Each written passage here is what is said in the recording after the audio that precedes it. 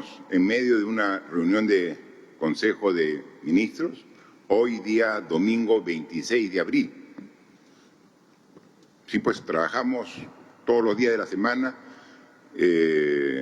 La situación de crisis, de estado de emergencia, de el grado que afecta esta enfermedad a nuestro país y al mundo, obliga a que pongamos el máximo esfuerzo.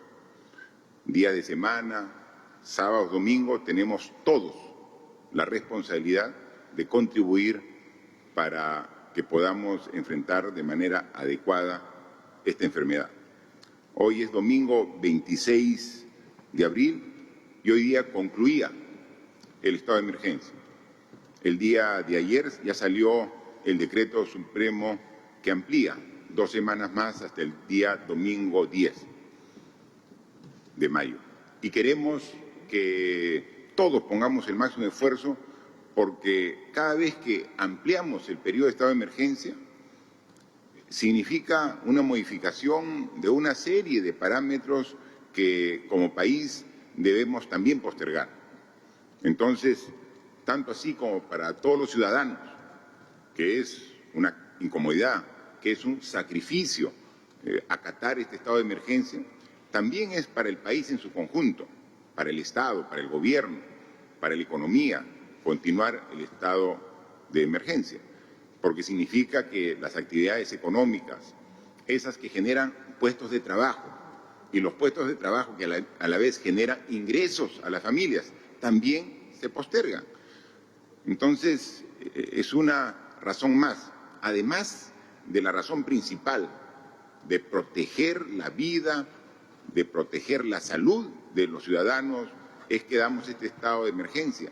Pero el acatamiento de todos los peruanos a este estado de emergencia también debe estar motivado para que con el esfuerzo de todos logremos y lleguemos a una relativa normalidad en las semanas y meses siguientes.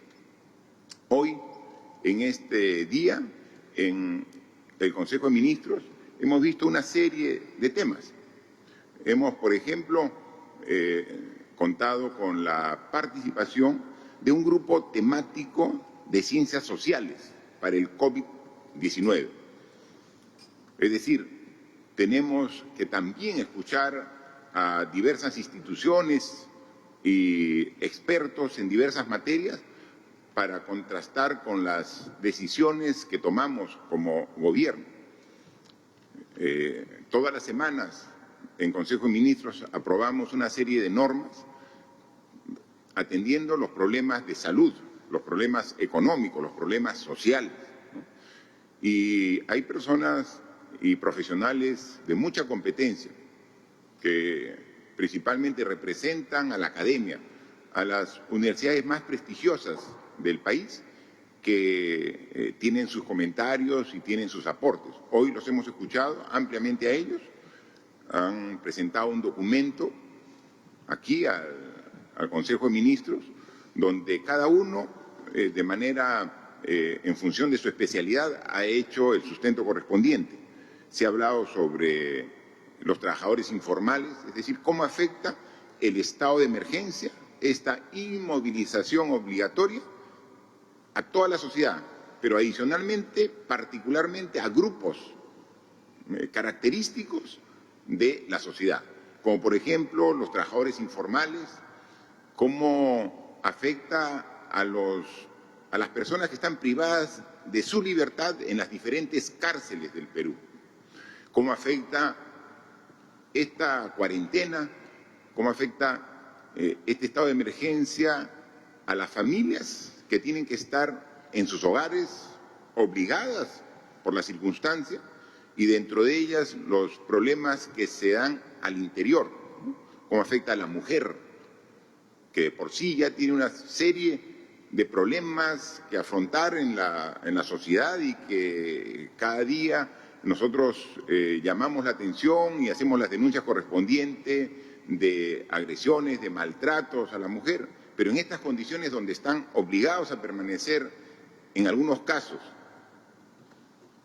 la agredida con el agresor en un mismo ambiente, ¿no? O sea, cómo afecta y qué medidas tenemos que tomar adicionales a las que ya hemos tomado, a las que venimos realizando, ¿no? Entonces, tener también diagnósticos y sugerencias ajenas del Ejecutivo siempre ayudan porque complementan la visión que debemos tener para tomar siempre la mejor decisión, ¿no? El rol, o sea, ¿cuál es el rol que debe tener cada miembro de las familias en sus hogares, más aún en esta etapa de inmovilización social?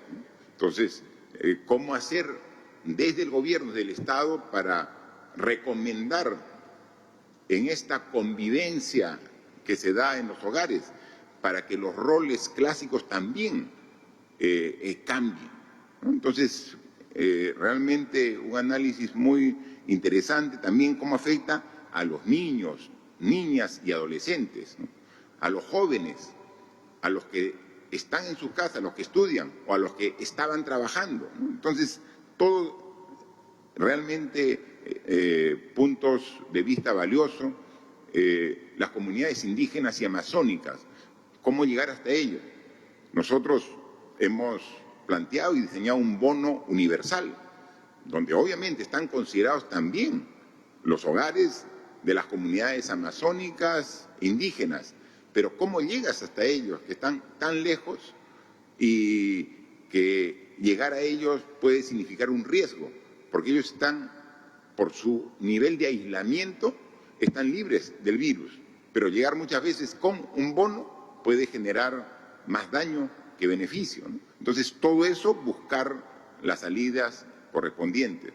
Y también, ¿qué hacer respecto a los migrantes venezolanos que vinieron a nuestro país, como a varios países de la región, en cantidades muy grandes y que ahora, al igual que todos, están teniendo serios problemas, ¿no? Nos decían información de algunos estudios que han realizado en estas últimas semanas, donde un porcentaje importante de estas familias, de personas de Venezuela que han venido al país, quisieran retornar también a su país de origen, ¿no? Pero obviamente están ahora cerradas las fronteras y eso genera también un problema, ¿no? En consecuencia, hemos visto este tipo de temas que son relevantes y que los hemos discutido y que sirven también de insumo para continuar tomando decisiones en beneficios de la sociedad en su conjunto, pero sin perder de vista que existen problemas especiales a grupos humanos importantes que hay que atender de manera particular y especial. Hoy también tuvimos una reunión del CIAS, es una comisión intersectorial de asuntos sociales, que está integrada por los ministros que tienen relación directa con los asuntos sociales. ¿Y por qué teníamos que reunirnos a instancias del Consejo de Ministros con CIAS? Porque es fundamental para la decisión que hemos tomado como gobierno y la anunciamos en la conferencia anterior, el bono familiar universal. Entonces hemos dicho que en el Perú existen alrededor de 9 millones de hogares, que vamos a retirar de esos 9 millones de hogares a los hogares que tienen un ingreso en planilla y que se verifica, porque las planillas todas se registran a través de un documento en la SUNAT. Y entonces, quitando a esas familias que en estas circunstancias tan difíciles tienen por lo menos la tranquilidad que tienen un sueldo asegurado mensual, retiramos de las 9 millones de hogares. Y quedan más o menos, porque no hay una cantidad exacta, entre 6.700.000 a 6.800.000, ese es el rango de hogares que ahorita están con problemas económicos para mantener las necesidades mínimas y básicas. Entonces, a ellos hemos dicho que queremos llegar con este bono de 760 soles, pero tenemos padrón que está incompleto. Entonces, a través del CIAS, las instancias correspondientes ya han visto un mecanismo, hoy día lo hemos definido, para que logremos componer este padrón de tal manera que incluya a todas las familias. Y si hubiera algún hogar que no fuera incluido, vamos también a dar la oportunidad para que puedan incorporarse, ¿no? Entonces, eso va a ser el trabajo de esta semana. En esta semana lo que está claramente definido y que incluso ya había tenido un avance con un bono de 380 soles inicial que ha estado distribuyendo el Ministerio de Desarrollo e Inclusión Social y el Ministerio de Trabajo, ahora esta semana se va a continuar con ello. Entonces, hay algunos hogares que están claramente identificados. A ellos, a partir de esta semana, se va a completar el bono de 760. Hay algunos hogares rurales que ya se tiene claramente identificados. Se les va a comenzar a entregar también el bono de 760 soles. Pero vamos también esta semana a completar el padrón de los hogares que no estaban considerados y que a ellos queremos llegar para que todos tengan un bono económico mínimo indispensable. Son 760 soles que, haciendo una comparación, y pusimos el cuadro en la reunión anterior, que en los países vecinos, todos los países de la región, algunos no dan ningún tipo de bono, ningún bono. Algunos dan bono, pero el monto es mucho menor. Entonces, estamos aquí haciendo un esfuerzo muy grande con los recursos del Tesoro Público, el recurso del Perú, para atender a estas familias en esta etapa, que es difícil, que reconocemos y que todos debemos apoyar. También hoy hemos aprobado, discutido un decreto de urgencia que incrementa el FAE, el Fondo de Apoyo Empresarial, pero para las microempresas. Y hemos hablado bastante sobre el programa Reactiva. El programa Reactiva va a dar liquidez para evitar que se rompa la cadena de pagos para la pequeña, la mediana y la gran empresa. ¿Por qué es importante? Porque la mediana y gran empresa a la vez se alimentan de servicios y de bienes de empresas más pequeñas. O sea, es una cadena.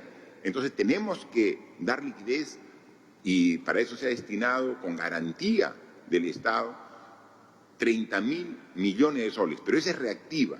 Pero hay unas empresas pequeñitas, las microempresas, que les es difícil calificar para ese tipo de liquidez. Entonces ya dimos nosotros un decreto de urgencia donde se les daba 300 millones de soles. Ya se ha visto que se ha avanzado bastante en ello, pero no es suficiente. Hay muchas microempresas que también requieren un apoyo adicional. Entonces, preveyendo que los 300 millones no van a alcanzar, porque ya se ha dispuesto una parte importante de ello, hoy estamos aprobando agregar a los 300 millones 500 millones de soles adicionales. Es decir, el fondo ya va a ser de 800 millones. Pero esto se va a usar como una palanca financiera para tener 5 veces más. O sea, con los 800 millones de soles vamos a disponer de 4.000 millones de soles, 5 veces el monto que hoy hemos aprobado para apoyar a las microempresas, ¿no? Entonces, tenemos que pensar en los hogares, tenemos que pensar en las empresas, tenemos que pensar en las microempresas para poder atender. Es un problema serio el que estamos pasando en el Perú y tenemos que hacer el esfuerzo todos de poder atendernos y poder juntos, solidariamente, salir de esta difícil coyuntura y luego, cuando este tema esté superado, la enfermedad esté superada, poder todavía tener hogares con fuerza para seguir adelante, empresas con dinamismo para nuevamente retomar la actividad que todos queremos, ¿no? Algo que dijeron en esta exposición que nos han hecho los profesionales de este grupo temático de ciencias sociales, hablaban mucho sobre una nueva convivencia, ¿no? O sea, lo que debe quedar absolutamente claro que estamos en una parte de la historia de la humanidad que va a cambiar nuestra forma de comportamiento. Y entonces, cuando superemos esta circunstancia tan difícil, no es que regresamos a la normalidad, no, vamos a tener una nueva convivencia, una forma diferente de interactuar como sociedad. Y ese es el reto. a los que tengamos la capacidad como sociedad en reconocer las grandes deficiencias que hemos tenido como personas, como familia, como sociedad, somos los que vamos, en general, como sociedad, poder adaptarnos al cambio que nos va a exigir este tipo de enfermedad que está afectando a toda la humanidad. Tenemos ya estamos alrededor de 2 millones de contagiados a nivel mundial y sigue aumentando. Y la cifra no para. Y aumenta en Europa, aumenta en América, aumenta en todos los continentes del mundo y sigue aumentando la cifra de contagiados. ¿Y cómo estamos en el Perú? En el Perú, al día de hoy, hemos muestreado 232.747 personas. Para ello, hemos usado 51.316 pruebas moleculares y 181.431 pruebas rápidas. Tenemos que del total, 205.000 de las personas muestreadas han dado un resultado negativo y 27.517 han dado un resultado positivo. Es decir, casi el 12% del total de las personas que han sido muestradas han dado un resultado positivo. A la fecha tenemos en los hospitales de todo el país 3.632 pacientes, de los cuales 554 se encuentran con ventilación mecánica en las unidades de cuidados intensivos. Entonces, esa es la situación en nuestro país. Pero esto es dinámico, entonces no solamente es necesario saber cuál es la situación hoy, ¿no? Habría que también analizar cuál ha sido la evolución desde que empezamos este estado de emergencia, pero más aún, cuál es la situación de esta última semana. O sea, es fundamental en esta última semana saber cómo estamos. Miren, yo hoy día estoy reportando que hemos muestrado 232.000 personas. El domingo pasado reporté que habíamos muestreado 143.745. Es decir, en 7 días, en una semana, hemos aumentado 89.000 personas muestreadas. Recuerden ustedes que casi en mes y medio habíamos muestreado solamente 20.000. Y ahora en una semana hemos muestreado en el país a 89.000 personas. Es decir, más de 12.700 personas que han sido muestreadas por día en la última semana. ¿Y qué dijimos con el ministro de Salud? Que esa era la meta, que teníamos que por lo menos tener 12.000 muestras al día para tener una base suficiente para estudiar cuál es la evolución del contagio. Bueno, pues en esta semana, en promedio, hemos hecho 12.714 muestras por día. Y con ello hemos llegado a 232.000. No hay un solo país en América del Sur, de nuestros países amigos de la región, que haya hecho tantas pruebas. Es difícil que algún país pueda haber llegado ni siquiera a 100.000 pruebas en todo este periodo. Nosotros ya vamos por 232.000. Y lo importante, hablando de pruebas, es de que la próxima semana nos llegan al Perú más de 1 millón de pruebas adicionales. 1 millón de pruebas adicionales. 800.000 pruebas rápidas y 350.000 pruebas moleculares. Tenemos la próxima semana. Aquí vemos también que los casos positivos, que hoy anunciamos que son 27.500, hace una semana, 7 días antes, eran 15.600. Hemos aumentado un promedio de casi 1.700 casos diarios. 11.889 casos positivos en la semana. ¿Y esto qué reflexión nos deja? Que estas 11.889 personas han contraído el virus, se han contagiado, no en la semana, En esta semana lo hemos muestreado, pero se han contagiado 1 o 2 semanas antes. ¿Dónde? En pleno estado de emergencia. Seguramente porque no respetó la distancia social de 1 metro cuando fue a hacer sus compras al mercado. O quizás porque no pensaba en la gravedad de la enfermedad y decía, sí puedo ir a una reunión con mis amigos o una reunión familiar. Hemos visto, porque al final uno en las redes rápido le llega la información, que hay veces vemos colas de personas que están yendo a comprar alimentos, cola de personas que están yendo a cobrar su bono. Y hay veces tenemos que dosificar para que no vaya mucha gente a un determinado banco para que no haya una concentración. Y entonces hay que ordenar. Pero ayer, seguramente a muchos de ustedes, como a mí, me llegó un video de una larga cola que no respetaba la distancia mínima requerida para evitar el contagio, pero era para comprar cerveza. Entonces, eran personas con cajas, 3, 4, 6 cajas de cerveza en cola para comprar cerveza cuando estamos en pleno estado de emergencia, cuando estamos con el aumento de casos todavía a un nivel que nos preocupa a todos. Y entonces decimos, ¿existe todavía familias que no tienen real conciencia de la magnitud del problema que tenemos como país? Esa cola, porque hay que decirlo, era en una avenida, en un sitio especial, específicamente en la región de Piura. Y ahí está, y se ve quién es el distribuidor de cerveza, la cola que llegaba, cómo se pasaban la voz entre amigos, parecía que era un sábado de fiesta, por lo menos en esa urbanización. No hay todavía la conciencia real de la magnitud del problema. Eso es lo que nos preocupa. Y eso es lo que debemos cambiar.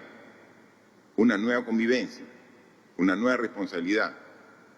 Va a llegar un momento en que se va a tener que suspender, como está previsto, el estado de emergencia. Pero lo que no se puede suspender es nuestro comportamiento responsable de higiene. Tenemos o el alcohol, si lo tenemos a mano, o si no, el lavado de manos con agua y con jabón. Suficiente lavado de manos con agua y con jabón. Cuando llego a casa, cuando salgo de casa, cuando toco cualquier superficie, cuando recibo el vuelto, cuando recibo la bolsa, cuando compro los alimentos, cuando voy al banco, regreso, agua y con jabón. La distancia de 1 metro. El uso de mascarillas, inmediatamente salgo de mi vivienda. Eso, costumbres que tienen que continuar incluso después del estado de emergencia. Si logramos una responsabilidad y un cambio de comportamiento de todos, principalmente de esas personas irresponsables como ayer haciendo colas para comprar cerveza, poniendo en riesgo su salud y la salud de sus familiares, porque contraen el virus en la cola, lo llevan a casa. Y quizás pueda ser un muchacho, un joven, resistente al virus, pero en su casa hay una persona mayor de 60, 70 años, que son los vulnerables. Y son los que tenemos que cuidar. Y son los que no deben salir bajo ninguna circunstancia de sus hogares. Hasta que no superemos esta enfermedad, hasta que no llegue la vacuna, las personas de la tercera edad tienen que cuidarse. Ellos, y tienen que cuidar todos sus familiares. Cuidemos a nuestros padres, cuidemos a nuestros abuelos, cuidemos incluso, así no tengamos un vínculo de familiaridad, cuidemos a las personas adultos mayores. Ellos son los vulnerables. Quizás si uno es joven, si quizás uno no tiene ninguna enfermedad, el virus no le va a hacer mayor daño. Pero sí vamos a hacer el vínculo, vamos a ser nosotros quien lo transportemos hasta la persona que sí es vulnerable. Por eso es lo importante, por eso es tan importante el concepto de solidaridad que debemos tener todos los peruanos en esta enfermedad. Aquí también tengo son reportes medio voluminosos que me hace llegar siempre el Ministerio de Salud sobre la disponibilidad de camas, y ya lo hace ya ahora sí a nivel nacional y luego diferenciado. ¿Cuántas hay en Lima?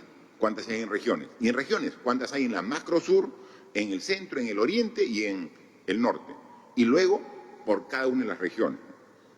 Entonces, actualmente tenemos una disponibilidad de 5.258 camas en los diversos hospitales.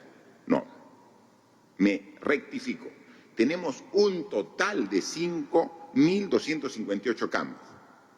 ¿Cuántas se han usado de las 5.258?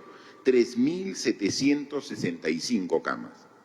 ¿Cuál es la disponibilidad? Descontando el total menos las que se han usado, 1.493 camas. O sea, tenemos aún a nivel nacional y tenemos para ver cuántas hay en cada una de las regiones. Es información que ya le hemos pedido al Ministerio de Salud que tenga y cuelgue en la página web para que pueda ver lo necesario, ¿no? Entonces, eso es fundamental. Tenemos también UCI, las camas UCI, 554 camas que hemos informado que ya están siendo usadas. ¿Y cuántas tenemos en total en el Perú? 719. 719. ¿Cuántas disponibles tenemos? 165 camas UCI. El problema con la disponibilidad de camas UCI, que tenemos de esas 165, varias que están disponibles en regiones donde felizmente no tenemos mayor problema de necesidad de hospitalización de los pacientes, ¿no? Entonces, tenemos camas UCI en algunos casos disponibles en algunas regiones, cuando hay algunas regiones donde ya estamos casi al límite, como son la región de Loreto, la región de Lambayeque y aquí mismo Lima. ¿Tenemos disponibles? Sí tenemos, pero ya no mucha holgura. Entonces el esfuerzo es incrementar. Y este es el trabajo y el esfuerzo diario del sector salud. Seguir incrementando para que la necesidad siempre sea un poquito por debajo de la oferta que estamos dando. Ya la próxima semana, también, así como viene ese más de 1 millón de pruebas que hemos visto que ya se van a trasladar hacia el Perú, también ya de la compra que hemos hecho de 450 ventiladores mecánicos. Nos han entregado ya el primer lote 50. La empresa privada también ha hecho una adquisición que le entregan la próxima semana el primer despacho. Entonces vamos a tener un grupo de ventiladores mecánicos que ya van a estar listos la próxima semana para trasladarlos al Perú. Adicionalmente, ya la próxima semana, recuerdan ustedes que incluso hicimos una nota de comunicación para los medios y para la población de que tanto la Marina de Guerra del Perú como la Universidad Católica, y ahora hemos visto ayer que también la Universidad Nacional de Ingeniería está trabajando la construcción de ventiladores mecánicos, pero quien tiene mayor avance ya en la fabricación en serie de estos equipos es la Marina de Guerra, quien determina que la próxima semana ya tendrán los primeros 10 ventiladores. Entonces, justo vamos a tener ventiladores construidos en el Perú y los que llegan de la compra del Estado peruano, como de la compra que estamos realizando a través del sector privado en apoyo a esta situación. Entonces, y ahí vamos, porque dijimos nosotros que deberíamos a fin de mes, la primera semana, tener más de 1.000 camas UCI. Bueno, tenemos a la fecha 719 y con estos equipos esperamos llegar a los 1.000 que teníamos previsto, ¿no? Entonces, esa es la forma en la cual seguimos trabajando. Decirles también que así como hay que aumentar nuestra oferta de camas UCI, tenemos que aumentar la oferta de camas hospitalarias en general. En regiones estamos ubicando albergues, instalaciones que no han sido construidas para salud, pero que estamos dándole las condiciones para una atención adecuada para los pacientes que no requieran cuidados intensivos, pero que sí requieran una hospitalización con un seguimiento y control médico. Y aquí en Lima ya habíamos habilitado 2 torres de la Villa Panamericana. Salió también el día de ayer el decreto supremo donde está la asignación de recursos para que puedan habilitarse 2 torres más. Entonces, la próxima semana vamos a tener 800 camas más de hospitalización en la Villa Panamericana. Ya salió el decreto supremo dando recursos a salud, porque salud es el que está haciendo la inversión, ya está haciendo el proceso de adecuación, como también de contratación de personal para tener una mayor oferta de camas hospitalarias. Pero aquí, decir salud o decir MINSA es referencial, porque aquí la salud es una sola. Hemos sacado nosotros la norma donde hacemos el intercambio prestacional de salud. Aquí tenemos que cuidar al ser humano, tenemos que atender al paciente. No es que yo soy asegurado, me voy de salud. No estoy asegurado o tengo el CIS, me voy al MINSA. O yo tengo mi clínica privada. No, ahora es el Sistema Nacional de Salud que está funcionando para atender esta emergencia, con las limitaciones que tenemos, pero juntos, sumando esfuerzos. Y entonces ya está la norma aplicada, ya está vigente y tenemos que aplicarla. Y así lo está haciendo el ministro con todos los sectores, Policía Nacional, Fuerzas Armadas, las clínicas privadas, salud, MINSA, y MINSA, tanto Lima como MINSA de los gobiernos regionales, que son quienes gerencian y administran los hospitales regionales, todos juntos con una sola visión. Y entonces, si falta algún hospital, tenemos que juntos ver cómo aumentamos la oferta, habilitando incluso instalaciones que no fueron construidas para hospital. También, como ustedes han sido testigos, el día viernes juramentamos al nuevo ministro del Interior. El general, ahora en retiro, Gastón Rodríguez, el nuevo ministro del Interior, ya está integrado, hoy está también en Consejo de Ministros, y a él le hemos dado una tarea muy clara y específica. Dado que la policía es uno de los sectores que está en primera línea, le hemos pedido, primero, que atienda bien a su personal, que ponga todo su esfuerzo, dado que están en primera línea, de atención a su personal, como siempre lo ha hecho en toda su carrera como policía. Entonces, que ahora lo haga desde el alto cargo de ministro del Interior, que atienda a su personal. Seguramente va a haber limitaciones y deficiencias como tenemos, y es natural, pero que haya esa voluntad y esas ganas de atender a la gente que está ahí en primera línea.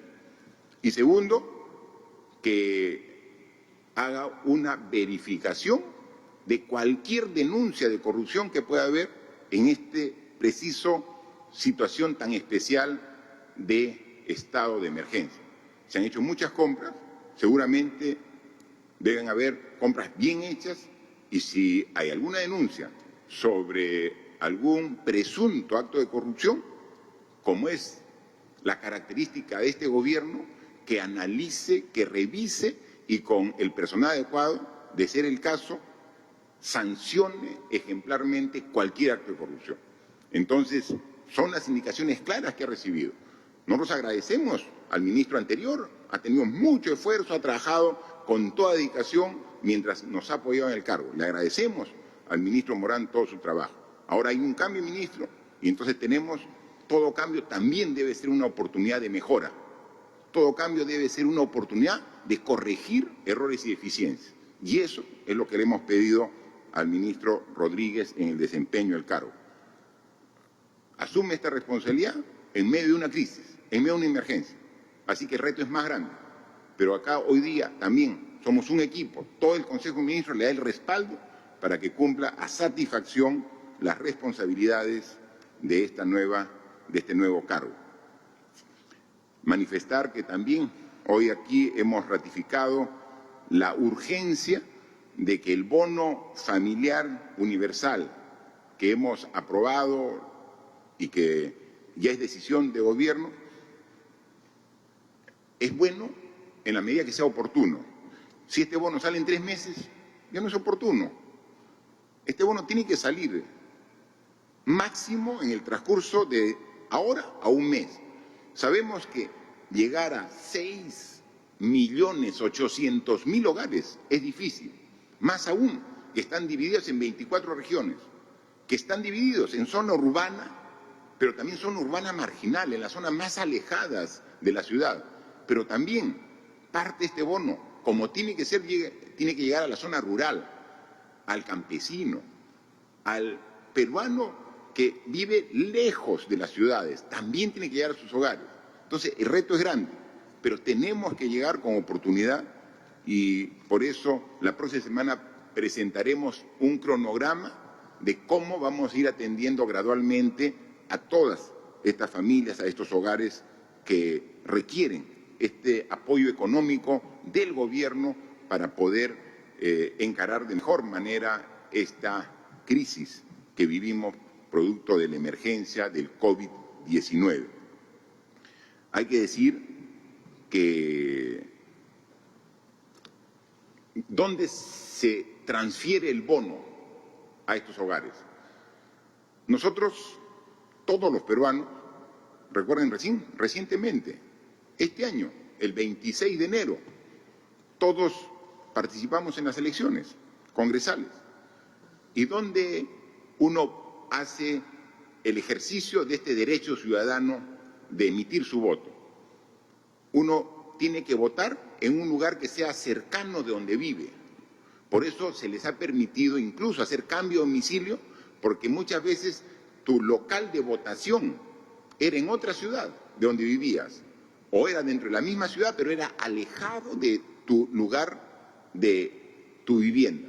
Entonces, en todo este proceso se ha logrado que identifiquemos a las personas en donde viven. Entonces, también el bono que vamos a transferir ahora, este bono de 760 soles, va a tener que ser cobrado en una institución bancaria, en un banco, que sea cercano de donde viven, donde está en su DNI, donde fueron a votar la última vez, en ese radio cercano, ahí tiene que ser, porque tenemos que evitar que haya una larga movilización, un largo traslado para poder cobrar su bono. Y entonces ahí sale la reflexión. Y las personas que están ahora tratando de regresar a su región de origen, cuando ya tienen una residencia normal, por ejemplo en Lima, habría problemas de hacerle el pago, la transferencia de ese bono, porque tenemos registrada una dirección y si van a cambiar de dirección, y es por eso y ratificamos, tenemos que a través de estos desplazamientos de personas, de familias, es de las personas que circunstancialmente el estado de emergencia las encontró en otra región diferente a la donde ellos viven. Pero ordenémonos, no hagamos desplazamientos innecesarios, porque tendríamos entre uno de los problemas que si yo vivo en algún lugar y me traslado a otra región, no va a poder hacer efectivo el beneficio del bono porque me van a dar un espacio cerca, un banco cerca donde vivo. Entonces, por favor, veamos, nosotros queremos llegar a todos los hogares, pero los hogares tienen que ayudarnos permaneciendo donde está registrada su dirección en su DNI, porque a través de esa dirección que tenemos en el DNI, por ahí va a ir a un lugar cercano la transferencia. Porque nadie sabe si cambia de dirección, si cambia de vivienda, nadie va a saber. Y actualizar el padrón con la nueva dirección va a ser muy complejo, corriendo el riesgo de quedarse ese hogar sin el bono universal que estamos dando para toda la familia.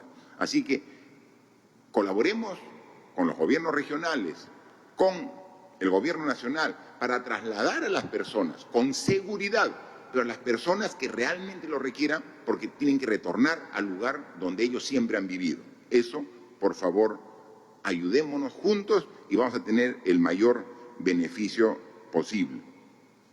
El día de viernes ha estado en Iquitos la ministra de la Producción, Rocío Barrios, y en Chiclayo, en la región Lambayeque, ha estado el ministro de Defensa, Walter Martos.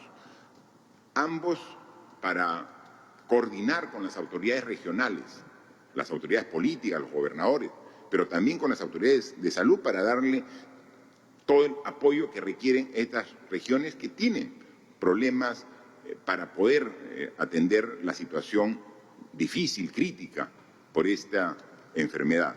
Se han llevado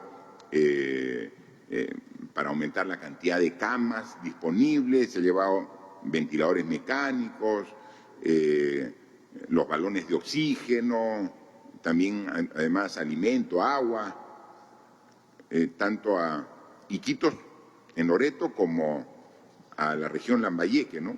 Se han llevado también más pruebas para que sigan verificando en la población el nivel de contagio, cómo va progresando, ¿no?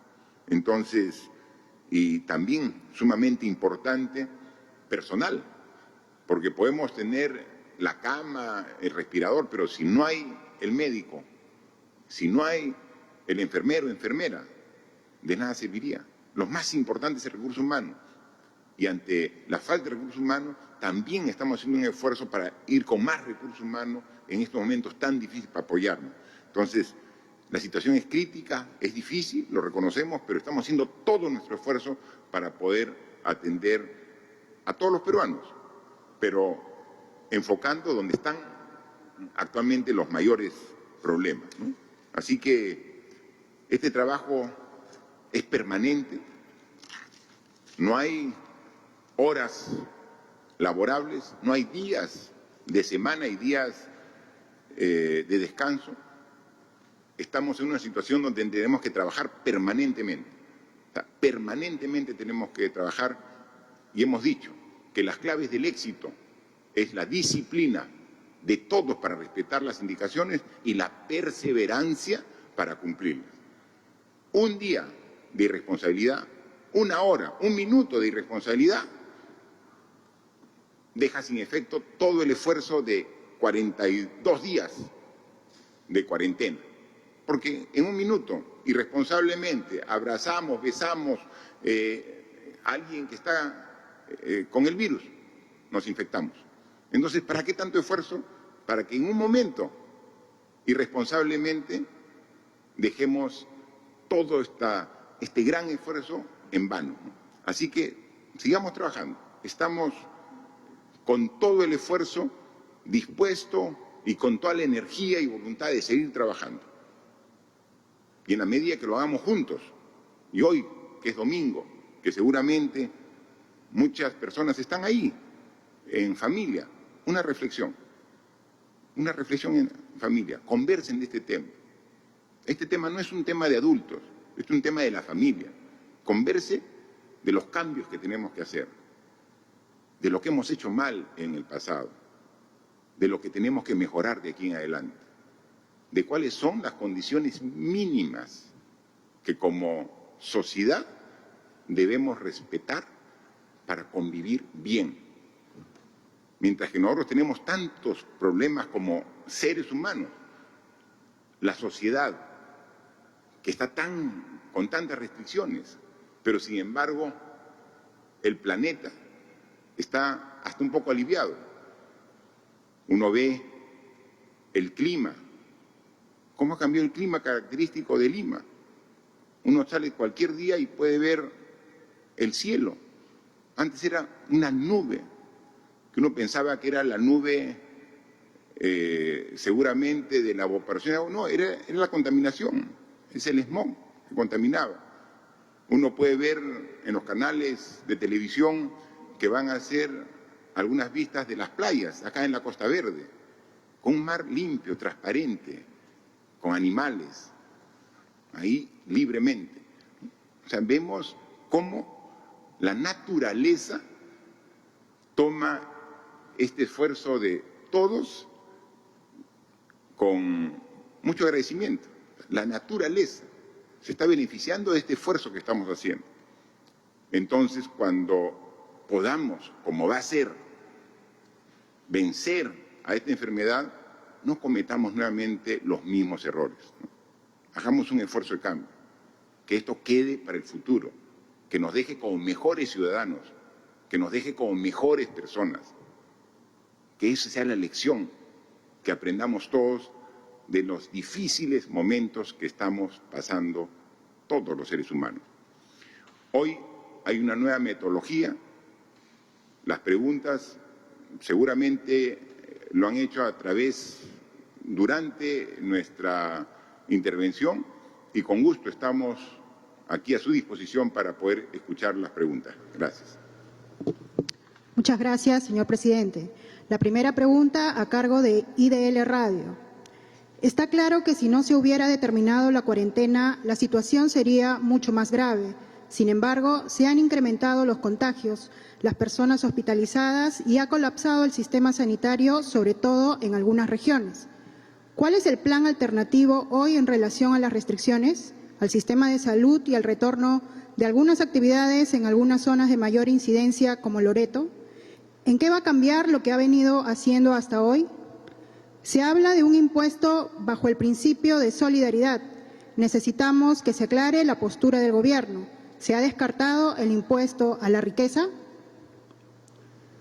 A ver, sobre el tema de salud, la pregunta es amplia.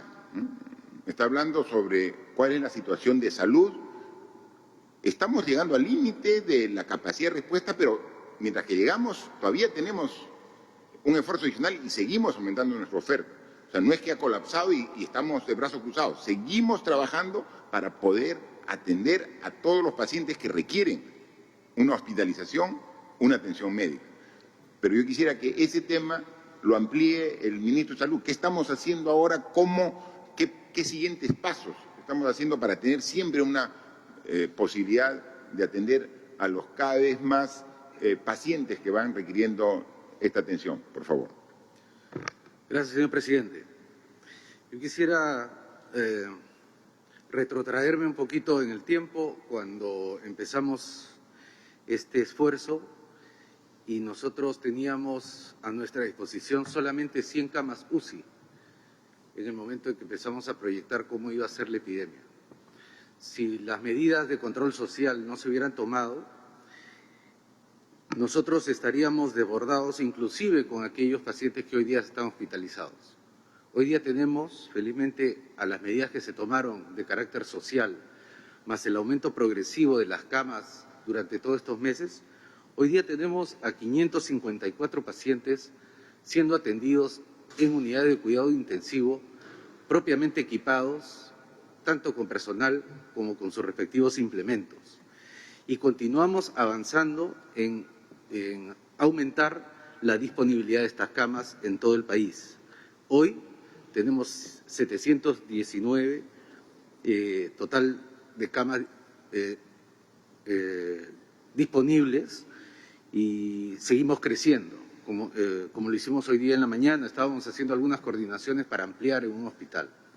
En algunos lugares efectivamente estamos llegando al límite de la capacidad y dado que en todas las sanidades del país, las sanidades de las fuerzas policiales, de las Fuerzas Armadas, del Ministerio de Salud, de E-Salud y del sector privado, nos hemos juntado y compartimos esfuerzos, hoy día, por ejemplo, en Loreto, una de las regiones más golpeadas, no solamente por esta pandemia, sino por otras que todavía no culminan, como es el dengue y la leptospirosis, duramente golpeada en su población y también agotado sus recursos humanos.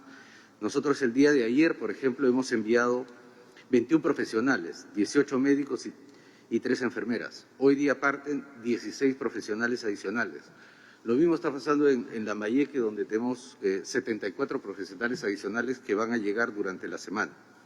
Esto es parte de una bolsa de trabajo que nosotros hemos puesto a disposición en el país, en donde hemos reclutado 21.050 profesionales en toda la patria, que vamos a movilizar de acuerdo a la necesidad.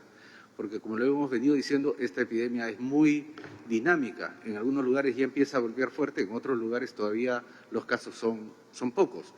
Progresivamente vamos a tener que movilizar camas, equipos y profesionales allí donde se requiera. Una segunda estrategia, señor presidente, es fortalecer el primer nivel de atención, de manera tal que las personas que están afectadas por la epidemia puedan recibir una atención desde la casa, vía telefónica, y iniciar su tratamiento lo antes posible y evitar así la hospitalización y que lleguen a unidades de cuidados intensivos y evitar la gravedad y el impacto de esta enfermedad. Muchas gracias, ministro.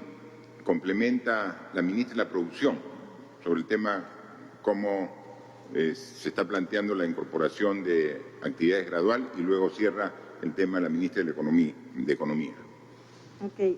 Para complementar lo ya mencionado por el ministro de Salud, hay dos temas que se han trabajado en Loreto. Desde el punto de vista social, presidente, debemos informar que de las 61 municipalidades que conforman Loreto, ya el 84% ha ejecutado su presupuesto para efectos de repartición de canastas.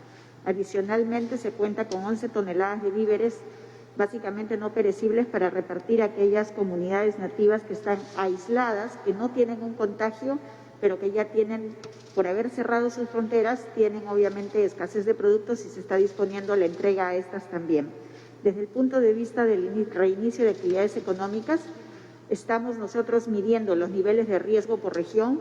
Por lo tanto, en aquellas regiones donde el nivel de riesgo, como es el caso puntual de Loreto, son altos, ahí sí va a haber un control de actividades, no solamente en que se van a abrir solamente actividades muy limitadas, sino también, sobre todo, se va a medir la capacidad de producción. Es decir, van a empezar con muy poco personal y muy pocas empresas en un primer nivel. En la medida en que vayamos viendo los resultados de salud, recién se iría aperturando de una manera más gradual y progresiva, presidente. Gracias. Por favor, ministra de Economía y Finanzas. Sí, la situación en la que nos enfrentamos no tiene precedentes y en esta línea, como gobierno, hemos dado respuestas sin precedentes. Quizás las medidas más audaces tienen que ver con entregar más de subsidios para más de 6 millones de hogares o entregar por primera vez garantías del Estado a créditos del sector privado en niveles, por ejemplo, del 98%. Nuestro gran objetivo es salvar el aparato productivo y el empleo dentro de esta crisis. Lo que ha sido también característico de nuestra gestión es la responsabilidad con la que hemos tomado todas las medidas. Hemos querido que las medidas sean una respuesta a la crisis, pero que tampoco en el largo plazo afecten la solvencia de la economía. En el caso de la política tributaria no es la excepción. Como ya lo he dicho antes, nos vamos a manejar con mucha responsabilidad. Estamos evaluando algunas alternativas que, por supuesto, además de considerar los criterios de equidad y eficiencia, también es muy importante que consideremos el momento, la oportunidad en la que estas medidas se dan. Entonces, seremos muy responsables. Muchas gracias. Gracias. Muchas gracias, presidente y ministros, por sus respuestas. Continuando con las preguntas, es el turno de ATV Sur, Arequipa. En Arequipa tenemos un gobierno regional inactivo. Hay retraso en la entrega de la información para plan de lucha contra el coronavirus al Comando COVID Regional de Arequipa. Los hospitales no están debidamente implementados para enfrentar la pandemia, tal como lo señaló la Contraloría Arequipa, poniendo en riesgo al personal de salud y pacientes con otras enfermedades que han sido contagiados. En Arequipa se han hecho cuarentenas solo de 8 días de los primeros traslados desde Lima y luego han sido llevados a sus domicilios. ¿Eso está dentro del protocolo? ¿Cómo se va a solucionar las descoordinaciones en estos traslados? ¿Evalúa el gobierno, luego del 10 de mayo, levantar la cuarentena de forma paulatina y por regiones según el número de contagios de COVID-19 y colapso del sistema de salud? Esto debido a que hay regiones que presentan muchos más casos en comparación a otros y se llegaría a los picos de forma indistinta. Gracias. Bueno, es una pregunta bastante amplia también, refería principalmente a la región Arequipa. Yo tengo aquí la información, por ejemplo, que me reporta el Ministerio de Salud, y aquí tenemos, por ejemplo, ¿no? En Arequipa se tienen 133 camas hospitalarias, de las cuales están utilizadas actualmente 39 y hay 94 disponibles en las camas hospitalarias en total, ¿no? Y en camas UCI en la región Arequipa, la información que también está desagregada es que hay 18 camas UCI en total, pero ahí sí hay 14 camas que están usadas, teniendo actualmente solamente disponibles 4, ¿no? Entonces, ese tema hay que verlo y el ministro está siempre monitoreando para que cuando estemos llegando al tope tener algún nivel de respuesta y coordinación. Y efectivamente, como dice el periodista, el éxito de las medidas que se toman es de que todos podamos respetar y cumplir los compromisos. Recuerde, hubo la repatriación de peruanos que estaban en otros países, regresaron al Perú y como regresan por el aeropuerto Jorge Chávez en Lima, entonces la responsabilidad era de aquí, del gobierno nacional, de que estén 15 días en cuarentena en hoteles o en la Villa Panamericana para que luego de los 15 días, con una prueba rápida correspondiente, podían regresar a su domicilio. ¿Para qué? Para continuar el estado de emergencia, ¿no? Pero es el control. Han llegado más de 10.000 peruanos del extranjero a Lima y a cargo estuvo no solamente el ministro de Relaciones Exteriores, sino el ministro de Comercio Exterior y Turismo, haciendo un control riguroso que cumplan los días y que después de cumplir los días pasar una prueba. Y eso lo hemos hecho. Cuando lo hacemos ahora al interior del país, estamos haciendo nosotros las coordinaciones con los gobiernos regionales para que de manera ordenada puedan regresar, en este caso, los arequipeños que estaban en Lima, Arequipa. Pero luego es la autoridad regional quien tiene que verificar que cumplan los 15 días, porque tenemos que asegurar que no vaya a ser que parte de ese grupo de personas que regresan a su región de origen lleve el virus. Entonces tiene que estar en cuarentena, que es los 15 días mínimos para poder evidenciar si tiene o no esta enfermedad. Entonces, pero es responsabilidad compartida que tiene que hacer seguimiento, ¿no? Y ahí es donde necesitamos que todos, responsablemente, el ciudadano, la autoridad regional, nosotros, todos, cumplamos lo que corresponde. Y tal como dice, definitivamente las regiones del Perú no tienen la misma respuesta al desarrollo de la enfermedad. Hay regiones que tienen una cantidad de personas con el virus totalmente bajo control, manejable completamente, y hay algunas regiones que tienen mucho mayor incidencia, con dificultades en el sistema de salud de su control por la cantidad. Entonces, también eso es lo que se debe evaluar. Se podría, concluyendo el periodo del estado de emergencia, como se ha hecho también en otras regiones y en otros países, es ver una diferencia en las medidas que se tienen que tomar. No es lo mismo una región que tenga un porcentaje importante de su población contagiada y con su capacidad hospitalaria quizás al tope, que una que tenga realmente holgura. Entonces, las disposiciones que se harán en su oportunidad, acogiendo las recomendaciones de los expertos en epidemiología del Ministerio de Salud, para que puedan hacer esta distinción de situaciones diferentes ante realidades diferentes, ¿no? Por favor. Gracias, presidente. Siguiendo las preguntas, es el turno del diario Ojo. Según E-Salud, los centros de abasto y el transporte público son las rutas de contagio. Sin embargo, hay mercados y supermercados en los que continúa la aglomeración, al igual que medios de transporte como el metropolitano, en los que no se respeta el distanciamiento social. ¿Qué tipo de estrategias o normativas se está planteando establecer en ambos ámbitos para reducir los contagios? ¿Y qué actividades van a comenzar a activarse a partir de la próxima semana? ¿Y qué medidas de prevención se tomarán para evitar más contagios? Bien, sabemos perfectamente que uno de los principales centros o focos de contagio son los mercados. Y como bien lo dice también aquí, los buses, ¿no? Que si no logra un distanciamiento necesario entre los pasajeros, va a haber dificultades. Por eso quisiera que pueda responder el ministro de Agricultura sobre qué planteamientos hacemos sobre las ferias itinerantes, atender los mercados desconcentrados, cómo hacemos para que no toda la población vaya a un mercado concentrando cientos o miles de personas, generando ahí un foco de contagio para poder adquirir sus productos de primera necesidad. Y también lo propio que está haciendo el Ministerio de Transportes en el transporte público. Por favor. Presidente, buenos días.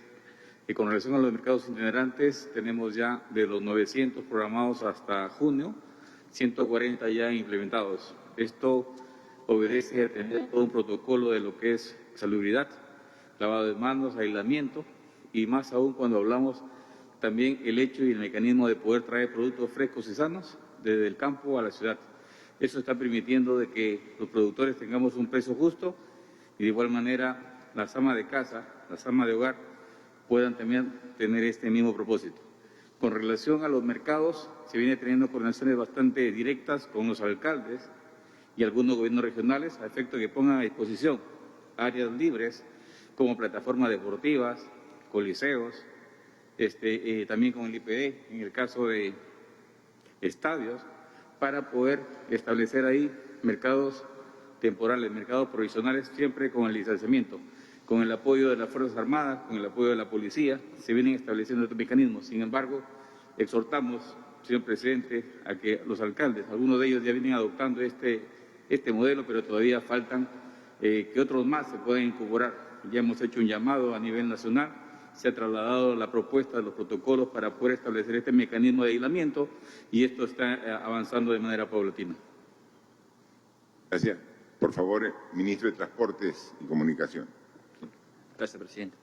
Bueno, compatriotas, es bueno hacer un comentario en cuanto a cómo estamos en el sistema de transporte urbano masivo en el país.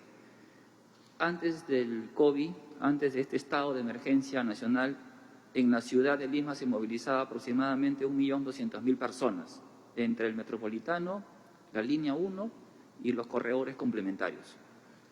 Durante el estado de emergencia se dictaron ciertas medidas, como la reducción de la flota, y también eso ha generado que la demanda en la ciudad se haya reducido en el 85%. Y eso ha permitido que el sistema de transporte urbano cumpla con las medidas y los protocolos de salud. Distanciamiento social, no van parados, las personas van distanciadas, cumpliendo todas las medidas de salud y seguridad de las personas. Y esto también se replica en los otros sistemas de transporte en la ciudad, que son los buses regulares que movilizan también a las personas. Ahora, en cuanto a cuál es la estrategia, es una pregunta que dice, ¿qué tipo de estrategias o normativas se están planteando? Bueno, como lo comenté en la última conferencia de prensa, en el Consejo de Ministros, la estrategia es un cambio de actitud en el modo de ver la movilidad urbana en la ciudad. Hemos planteado una estrategia de usar un sistema de transporte no motorizado como alternativa, que es el uso de bicicletas, para lo cual estamos implementando corredores segregados, corredores exclusivos para distancias cortas, distancias de menos de 7 kilómetros, en la cual permita al usuario usar la bicicleta como una medida alternativa para poder movilizarse entre los hospitales, centros de abastos, escuelas. De esta manera va a permitir descongestionar, evitar aglomeraciones en las estaciones, paraderos y también aglomeraciones en el transporte público. Y esto lo queremos replicar también, no solamente en Lima y Callao, sino replicarlo en todas las regiones del país. Y para lo cual estamos trabajando dos instrumentos normativos. Un proyecto de decreto de urgencia en el cual nos permita transferir recursos a los gobiernos locales a efecto de que también puedan implementar este cambio, esta estrategia y la puedan implementar también en sus regiones a efecto de poder viabilizar esta alternativa que es la bicicleta en corredores, en tramos cortos de menos de 7 kilómetros.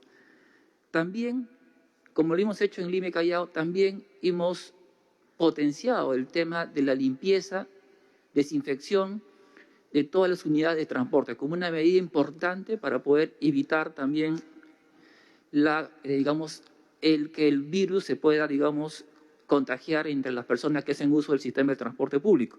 Y esta estrategia de limpieza, fumigación, desinfección de las unidades de transporte lo vamos a replicar también en los gobiernos locales a nivel nacional. Este es un proyecto de decreto de urgencia que lo estamos trabajando y será puesto de conocimiento aquí en el Consejo de Ministros.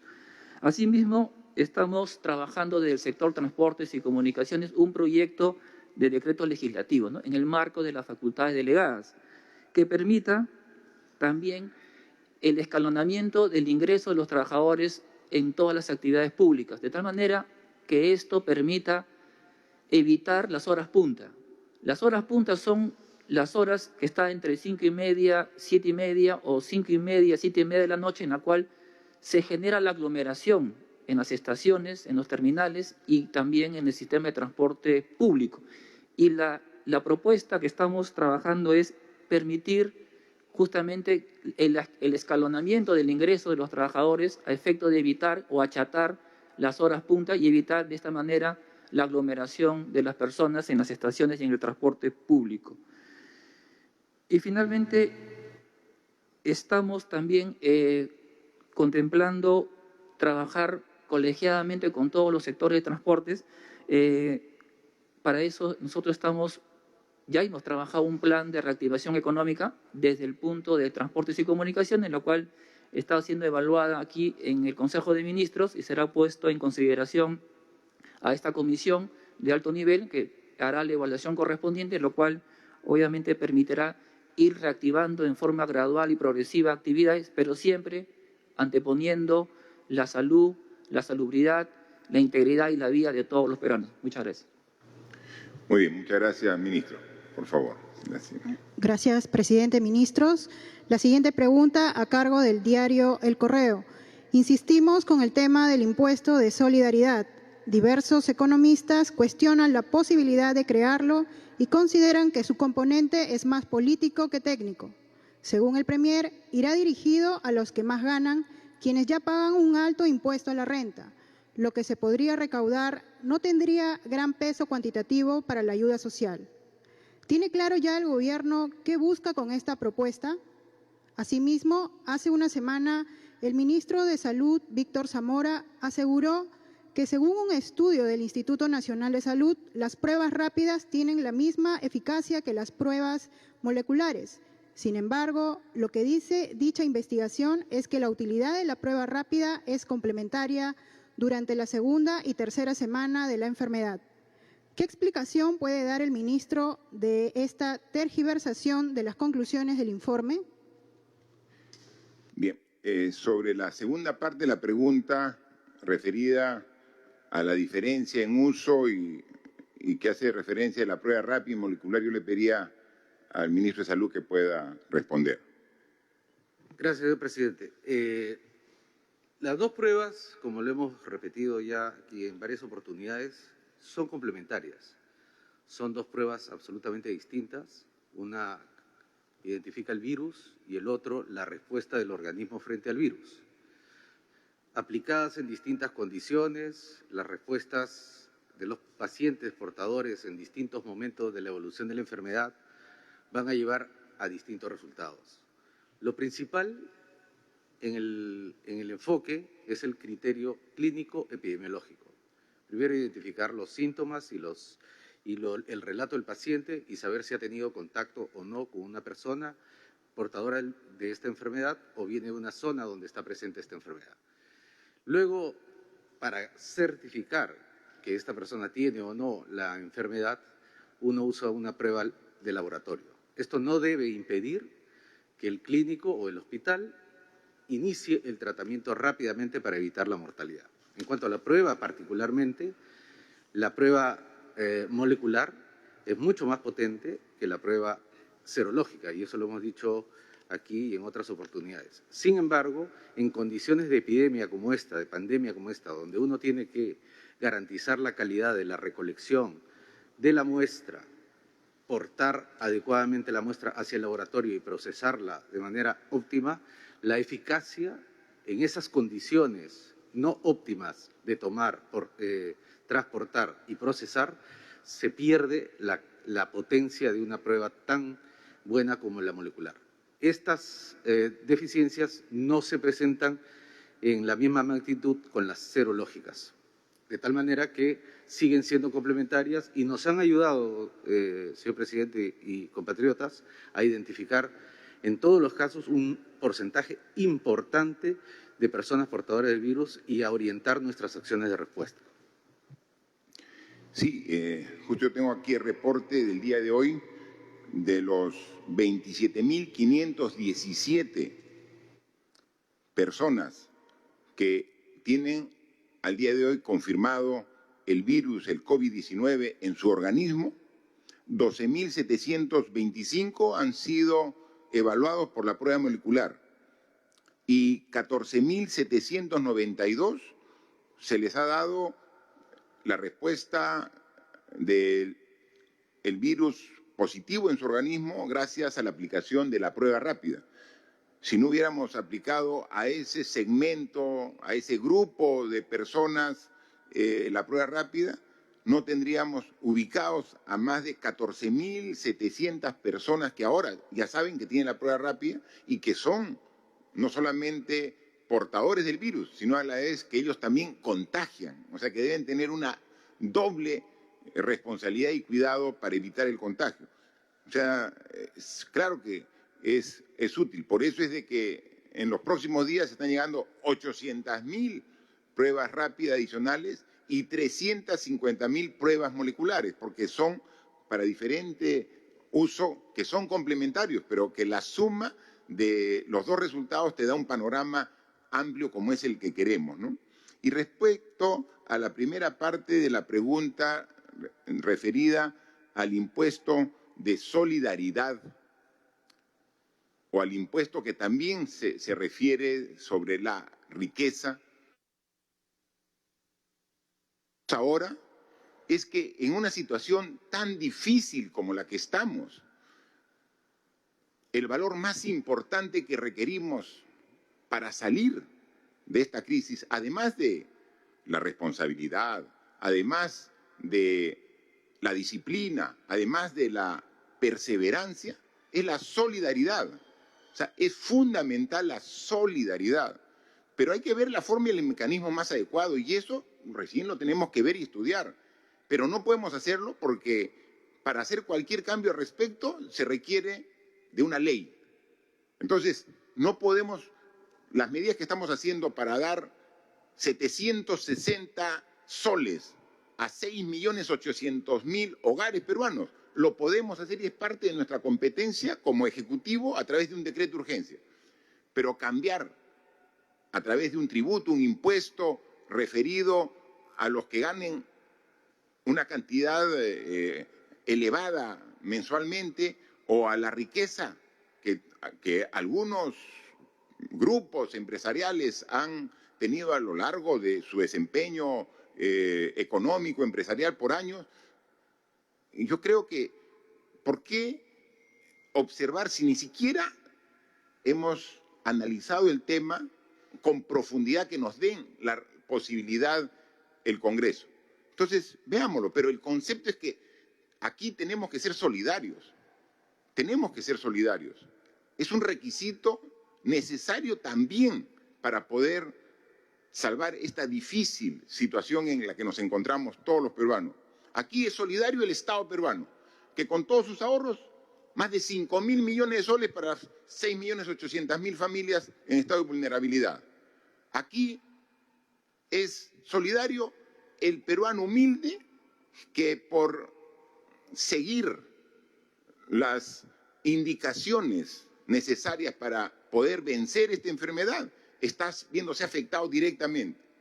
Entonces, analicemos todas las alternativas para que en este concepto de solidaridad, pero claro, hay también algunas voces importantes que dicen, si tú a una persona que gana una cantidad determinada de sueldo mensual, tú le afectas, lo pones también en condición de vulnerabilidad a esa persona, obviamente, entonces no vas a generar ese tipo de problemas en familias que también están.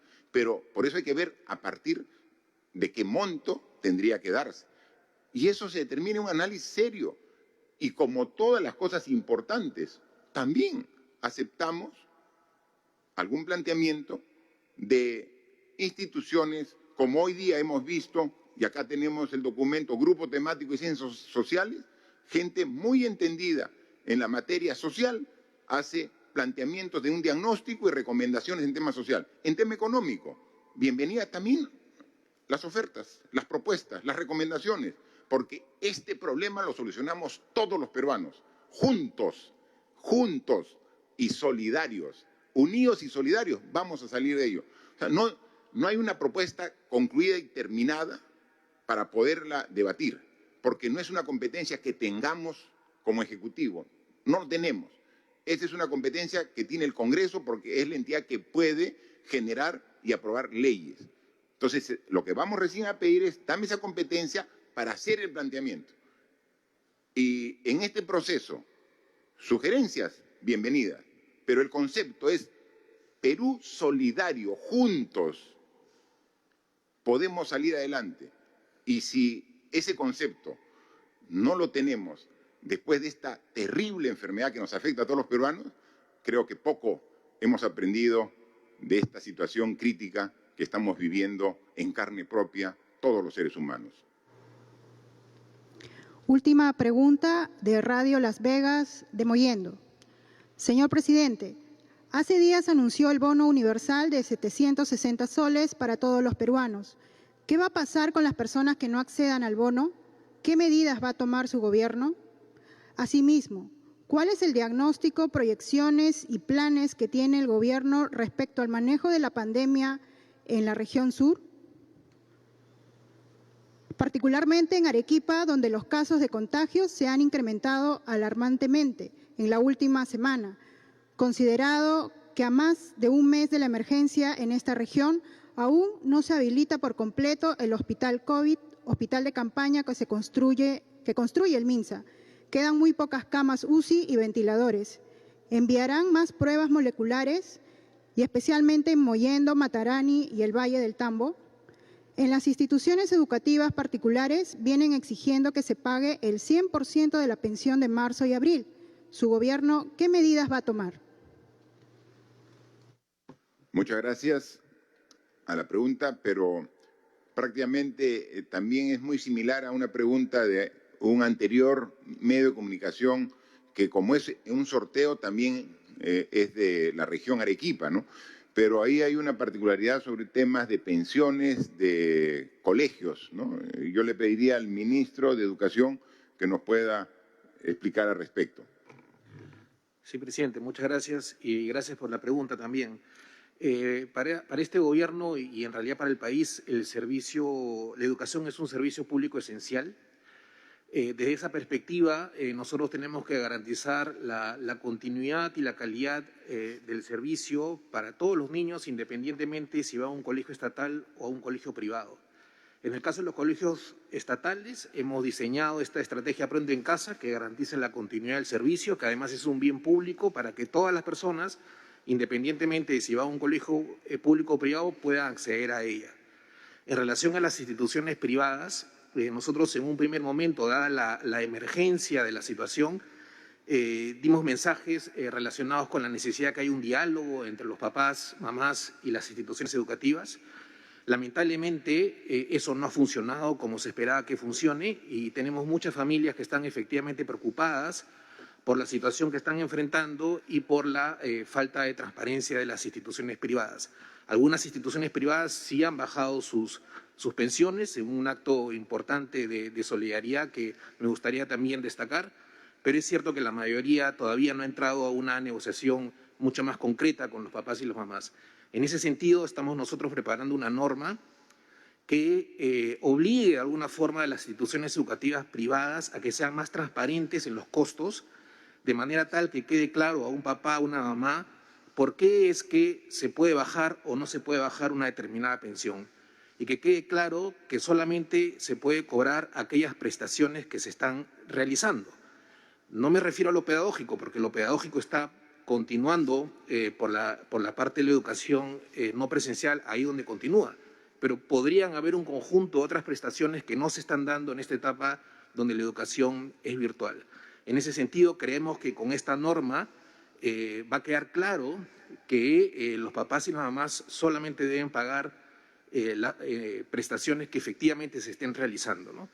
Pero si igual hay un problema económico en algunas familias, como Estado estamos respondiendo a eso, diseñando la ampliación de la matrícula pública para que la educación pública se encargue de absorber a aquellos niños y niñas cuyas familias por razones económicas no van a poder continuar pagando el servicio privado, ¿no? A partir del 8 de mayo vamos a hacer un lanzamiento de una matrícula ordenada para poder planificar de manera adecuada este servicio y que se pueda dar con la calidad que todos esperamos que se dé. Muy bien, gracias, ministro. También han consultado este medio de comunicación respecto al bono de 760 soles, que tiene carácter universal porque queremos que llegue a todos los hogares. Pero nos preguntan, por eso le pido a la ministra de Desarrollo e Inclusión Social, a la ministra Ariela, que nos indique un poco, o sea, cómo vamos a hacer para garantizar que llegue a todos. Porque ese es el esfuerzo. O sea, nosotros como gobierno queremos que el bono solidario, este bono de carácter universal, solamente excluya a los hogares que tienen ingresos por planilla de manera permanente. Ellos ya tienen un ingreso, entonces, bien por ellos. Entonces, a ellos excluimos.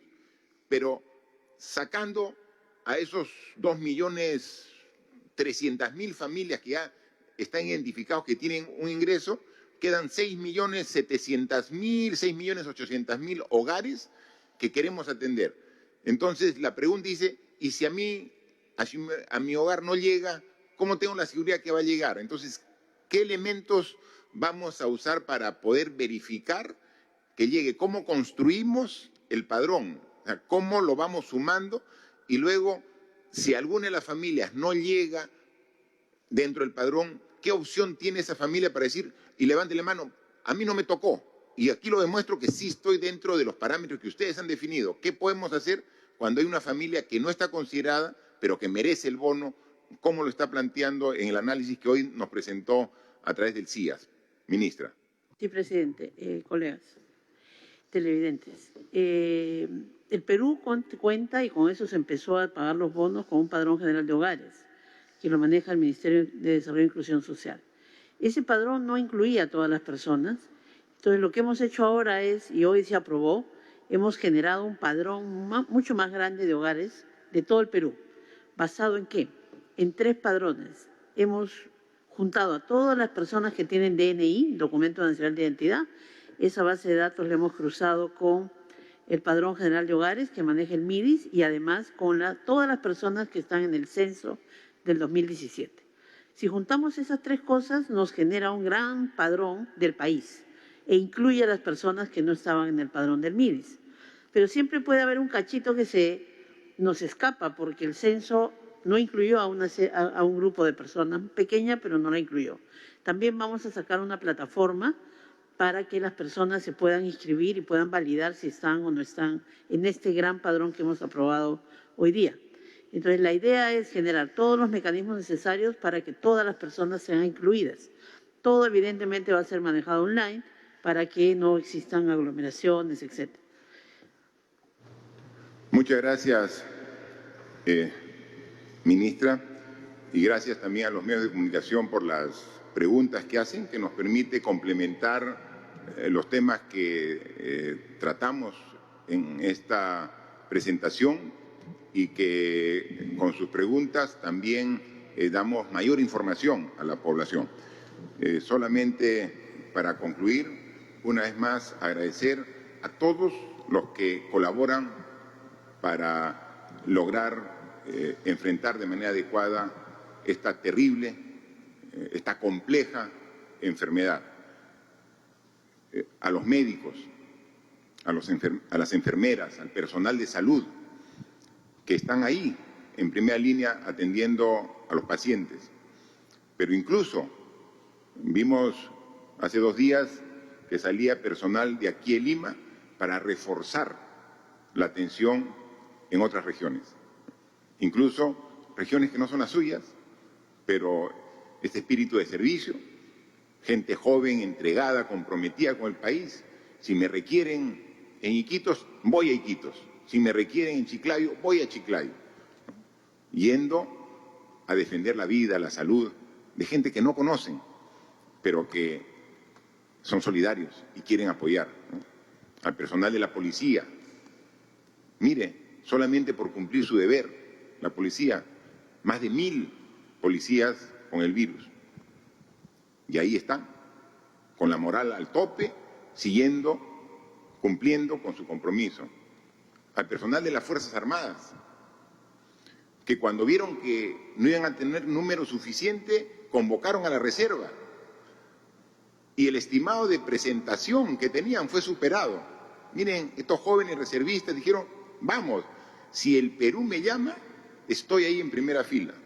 O sea, ¿cómo uno no va a estar orgulloso de ese tipo de peruanos y peruanas que están ahí en primera fila?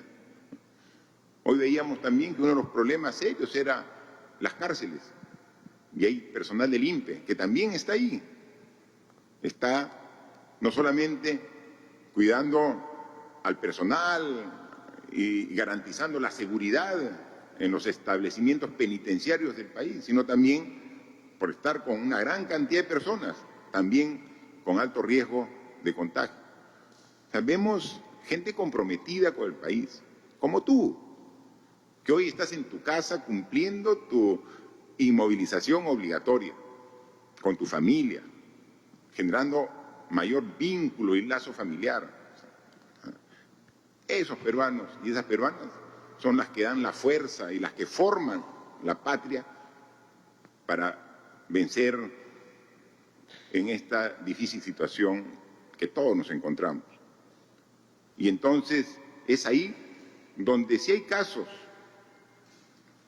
que son las excepciones, que no cumplen, pero que estoy seguro se está generando una conciencia de responsabilidad para realmente juntos todos revertir esta situación. Entonces, cuando digamos que ya no solamente vamos a vencer esta gran responsabilidad que tenemos, ya no solamente porque es responsabilidad del médico, la enfermera, el policía, el soldado, cuando seamos conscientes que también es responsabilidad de nosotros, ahí vamos a vencer. O sea, tenemos a los de la primera línea y los conocemos, están identificados y nuestras gracias a ellos. Esa es la primera línea. Pero una guerra como esta no se gana con una línea, pues. Tiene que haber 1, 2, 3, todo. Tiene que ser un ejército completo. Y el ejército somos todos los peruanos. Solamente si estamos esperanzados en que la primera línea va a ganar esta guerra contra el COVID-19, no tenemos pues el sustento correspondiente. O sea, no es que yo observo indiferente cómo actúa esta primera línea. O sea, cuando digamos yo soy parte de este ejército, yo también voy a contribuir. Y en muchos casos la mejor contribución es quedarme en casa. La mejor contribución es no salir por gusto con cualquier pretexto en la etapa de inmovilización. Entonces, cuando todos seamos conscientes de que esta guerra no solamente la gana la primera línea, con las personas que todos respetamos y aplaudimos, sino la ganamos con la participación de todos, ahí sí vamos a tener los resultados que todos esperamos, que todavía no son esquivos y los reconocemos. Queda claro que si no hubiéramos tomado las medidas que hemos hecho desde el 15 de marzo, la situación ahorita estaría completamente diferente.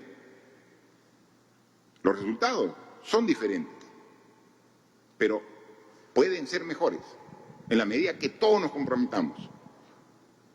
Todos somos parte que sufre esta situación.